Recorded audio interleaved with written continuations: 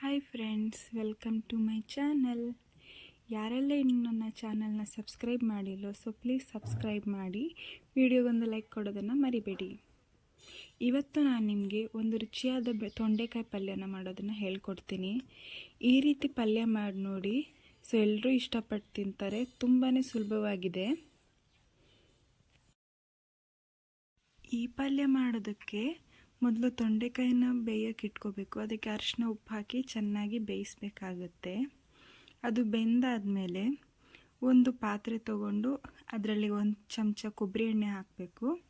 ಕೊಬ್ಬರಿ ಎಣ್ಣೆ ಕಾದಿದ ತಕ್ಷಣ ಅದಕ್ಕೆ ಒಂದು ಚಮಚ ಕೊತ್ತಂಬರಿ ಬೀಜ ಅಂದರೆ ಧನಿಯಾ ಬೀಜನ ಹಾಕಿ ಕೆಂಪಾಗೋ ತನಕ ಹುರ್ಕೋಬೇಕಾಗುತ್ತೆ.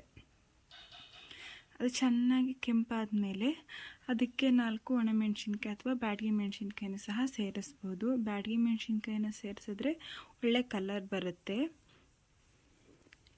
ಈ ಎರಡನ್ನು ಚೆನ್ನಾಗಿ ಫ್ರೈ ಮಾಡಿ ಆದಮೇಲೆ ಅದನ್ನ ಒಂದು ಪಾತ್ರೆಗೆ ಎತ್ತಿಟ್ಕೋಬೇಕಾಗುತ್ತೆ.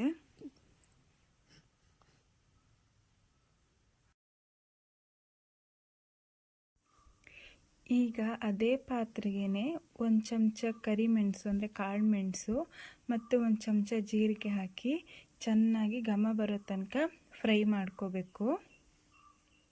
ಎಕ್ಸ್ಟ್ರಾ ಎಣ್ಣೆ ಹಾಕೋ ಅವಶ್ಯಕತೆ ಇರಲ್ಲ. ಯಾಕಂತ ಹೇಳಿದ್ರೆ ಮೊದಲೇ ಎಣ್ಣೆ ಹಾಕಿರ್ತೀವಲ್ವ, ಅದೇ ಎಣ್ಣೆಯಲ್ಲೇ ಸಾಕು. ಅದರಲ್ಲೇ ಚೆನ್ನಾಗಿ ಹುರ್ಕೋಬೇಕಾಗುತ್ತೆ. ಇದು ಆಲ್ಮೋಸ್ಟ್ ಪರಿಮಳ ಬರ್ತಿದ್ದಂಗೆ ಇದಕ್ಕೆ ಚಕ್ಕೆ, ಲವಂಗ ಮತ್ತು ಮರಾಠಿ ಮೊಗ್ಗು ಇದನ್ನು ಹಾಕಿ ಮತ್ತೆ ಇನ್ನೊಂದು ಸಲ ಚೆನ್ನಾಗಿ ಫ್ರೈ ಮಾಡ್ಕೋಬೇಕು. ಈ ಎಲ್ಲ ಮಸಾಲೆ ಘಮ ಬಿಡಬೇಕು, ಅಲ್ಲಿ ತನಕ ಫ್ರೈ ಮಾಡಿಕೊಂಡ್ರೆ ಸಾಕಾಗುತ್ತೆ. ಇದನ್ನು ಎತ್ತಿಟ್ಕೊಂಡು ಇದೆಲ್ಲ ತಣ್ಣಗಾದಮೇಲೆ ಈ ಮಸಾಲೆಗೆ ಇದು ತಣ್ಣಗಾದಮೇಲೆ ಇದಕ್ಕೆ ಸೋಂಕಾಳು ಮತ್ತು ಪಲಾವ್ ಎಲೆ ಸೇರಿಸ್ಬಿಟ್ಟು ಚೆನ್ನಾಗಿ ಪೌಡರ್ ಮಾಡ್ಕೋಬೇಕಾಗುತ್ತೆ. ನೀರೆಲ್ಲ ಹಾಕಬಾರ್ದು, ಹಾಗೆ ಪೌಡರ್ ಮಾಡ್ಕೋಬೇಕು.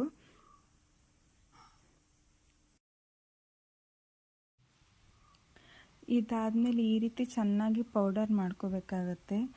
ಪೌಡರ್ ಈ ರೀತಿ ಇರಬೇಕು. ನೀವು ಬೇಕಾದರೆ ನುಣ್ಣಗೂ ಸಹ ಪೌಡರ್ ಮಾಡ್ಕೋಬೋದು.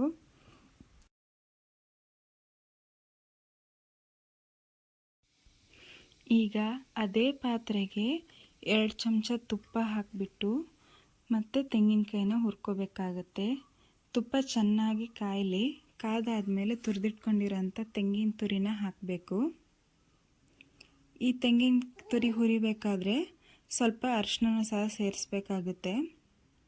ಅರಿಶಿನ ಪುಡಿನ ಸೇರಿಸಿ ಚೆನ್ನಾಗಿ ಫ್ರೈ ಮಾಡ್ಕೋಬೇಕು. ತೆಂಗಿನಕಾಯಲ್ಲಿರೋ ಹಸಿ ವಾಸನೆ ಎಲ್ಲ ಹೋಗಬೇಕು. ಮತ್ತು ಅದರಲ್ಲಿ ನೀರು ಮಾಯ್ಶ್ಚರ್ ಏನಿರುತ್ತೋ ಅದು ಪೂರ್ತಿ ಡ್ರೈ ಆಗಬೇಕು. ಅಲ್ಲಿ ತನಕ ಚೆನ್ನಾಗಿ ಹುರ್ಕೋಬೇಕಾಗುತ್ತೆ. ಈ ರೀತಿ ಬಣ್ಣ ಚೇಂಜ್ ಆಗುತ್ತೆ ನೋಡಿ, ಅರಿಶಿನ ಪುಡಿ ಹಾಕಿರೋದ್ರಿಂದ.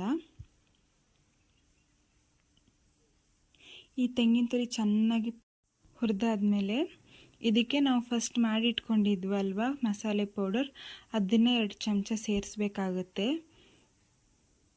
ಅದನ್ನು ಸೇರಿಸಿ ಚೆನ್ನಾಗಿ 2 ನಿಮಿಷ ಹುರ್ಕೋಬೇಕಾಗುತ್ತೆ. ಈ ರೀತಿ ಚೆನ್ನಾಗಿ ಫ್ರೈ ಆದಮೇಲೆ ಇದನ್ನು ಸೈಡಿಗೆ ಎತ್ತಿಟ್ಕೊಳ್ಳಿ. ಈಗ ಒಂದು ಬಾಣಲಿ ತೊಗೊಂಡು ಅದಕ್ಕೆ 2 ಚಮಚ ಕೊಬ್ಬರಿ ಎಣ್ಣೆ ಕಾದಾದಮೇಲೆ ಸಾಸಿವೆ ಹಾಕಿಬಿಟ್ಟು ಮತ್ತು ಬೆಳ್ಳುಳ್ಳಿ ಹಾಕಿಬಿಟ್ಟು ಚೆನ್ನಾಗಿ ಫ್ರೈ ಮಾಡ್ಕೊಳ್ಳಿ. ಆಮೇಲೆ ಕಟ್ ಮಾಡ್ಕೊಂಡಿರೋಂಥ ಈರುಳ್ಳಿ ಮತ್ತು ಕರಿಬೇವಿನ ಸೊಪ್ಪನ್ನ ಒಟ್ಟಿಗೆ ಸೇರಿಸಿ ಹಾಕಿ. ಈ ರೀತಿ ಈರುಳ್ಳಿ ಜೊತೆ ಕರಿಬೇವನ್ನ ಹಾಕೋದ್ರಿಂದ ತುಂಬಾ ರುಚಿ ಬರುತ್ತೆ, ಒಳ್ಳೆ ಘಮನೂ ಸಹ ಇರುತ್ತೆ. ಈ ಈರುಳ್ಳಿ ಕೆಂಪಾಗೋ ತನಕ ಚೆನ್ನಾಗಿ ಹುರ್ಕೋಬೇಕು.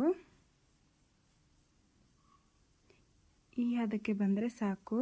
ಈ ಕೆಂಪಗಾದಮೇಲೆ ನಾವು ಫಸ್ಟೇ ಬೇಯಿಸಿಟ್ಕೊಂಡಿದ್ವಲ್ಲ ತೊಂಡೆಕಾಯಿ, ಆ ತೊಂಡೆಕಾಯಿನ ಸೇರಿಸ್ಕೊಂಡು ಮತ್ತೆ 2 ನಿಮಿಷ ಅದೇ ಎಣ್ಣೆಯಲ್ಲಿ ಫ್ರೈ ಮಾಡ್ಕೋಬೇಕಾಗತ್ತೆ. ಚೆನ್ನಾಗಿ ತಿರುಗಿಸಿ ಮತ್ತೆ 2 ನಿಮಿಷ ಫ್ರೈ ಮಾಡ್ಕೊಳ್ಳಿ. ಇದಾಗ್ತಿದ್ದಂಗೆ ಇದಕ್ಕೆ ಒಂದು ಗೋಲಿ ಗಾತ್ರದಷ್ಟು ಬೆಲ್ಲನ ಸಹ ಸೇರಿಸಿ. ಬೆಲ್ಲ ಹಾಕೋದ್ರಿಂದ ಈ ಪಲ್ಯ ತುಂಬಾ ರುಚಿ ಬರುತ್ತೆ. ಅದಾದಮೇಲೆ ನಾವು ಮಾಡಿಟ್ಕೊಂಡಿದ್ವಲ್ಲ ಮಸಾಲೆ ಪೌಡರ್, ಅದನ್ನು 1 ಚಮಚ ಸೇರಿಸಿ. ನಾವು ಫಸ್ಟೇ ತೆಂಗಿನಕಾಯಿಗೆ ಸೇರಿಸಿರ್ತೀವಲ್ಲ, ಹಾಗಾಗಿ ಇಲ್ಲಿ ನೋಡ್ಕೊಂಡು ಸೇರಿಸಿ. ಖಾರ ಹೆಚ್ಚು ಕಮ್ಮಿ ಮಾಡ್ಕೋಬೋದು ನೀವು, ನಿಮಗೆ ಮಸಾಲೆ ಹೇಗೆ ಬೇಕೋ ಹಾಗೆ. ಇದೆಲ್ಲ ಚೆನ್ನಾಗಿ ಫ್ರೈ ಆದಮೇಲೆ ನಾವು ಫಸ್ಟು ತುರಿದಿಟ್ಕೊಂಡಿದ್ವಲ್ಲ ಆ ತೆಂಗಿನ ತುರಿನ ಇದಕ್ಕೆ ಸೇರಿಸ್ಬೇಕಾಗುತ್ತೆ. ಇದಕ್ಕೆ ನಾವು ಟೊಮೆಟೊ ಅಥವಾ ಯಾವುದೇ ರೀತಿ ಹುಳಿ ಹಾಕೋ ಅವಶ್ಯಕತೆ ಇರಲ್ಲ. ಯಾಕಂತ ಹೇಳಿದ್ರೆ ತೊಂಡೆಕಾಯಿ ನ್ಯಾಚುರಲ್ ಆಗಿ ಸ್ವಲ್ಪ ಹುಳಿ ಬರುತ್ತೆ, ಆದ್ದರಿಂದ ನಾವು ಹುಣಸೆಹಣ್ಣು ಅಥವಾ ಟೊಮೆಟೊ ಸೇರಿಸೋ ಅವಶ್ಯಕತೆ ಇರಲ್ಲ. ಈ ತೆಂಗಿನ ತುರಿನ ಸೇರಿಸಿ ಮೇಲೆ ಸ್ವಲ್ಪ ಕೊತ್ತಂಬರಿ ಸೊಪ್ಪು ಹಾಕಿ ಫ್ರೈ ಮಾಡಿದ್ರೆ ಈ ತೊಂಡೆಕಾಯಿ ಪಲ್ಯ ರೆಡಿ ಆಗುತ್ತೆ. ತುಂಬಾ ಚೆನ್ನಾಗಿರುತ್ತೆ. ಸೊ ನೀವು ಒಮ್ಮೆ ಟ್ರೈ ಮಾಡಿ ನೋಡಿ ಈ ರೀತಿ ತೊಂಡೆಕಾಯಿ ಪಲ್ಯನ, ತುಂಬಾ ಟೇಸ್ಟಿಯಾಗಿ ಬರುತ್ತೆ. ನೀವು ಇದೇ ಮಸಾಲೆನ ಚಿಕನ್ ಸುಕ್ಕ ಮಾಡೋಕ್ಕೂ ಸಹ ಬಳಸ್ಕೋಬೋದು.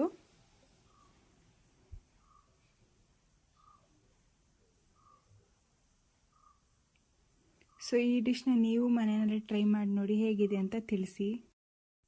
ಈ ವಿಡಿಯೋ ನಿಮಗೆ ಇಷ್ಟ ಆದರೆ ವಿಡಿಯೋಗೊಂದು ಲೈಕ್ ಮಾಡಿ, ಶೇರ್ ಮಾಡೋದನ್ನು ಮರಿಬೇಡಿ. Thank you.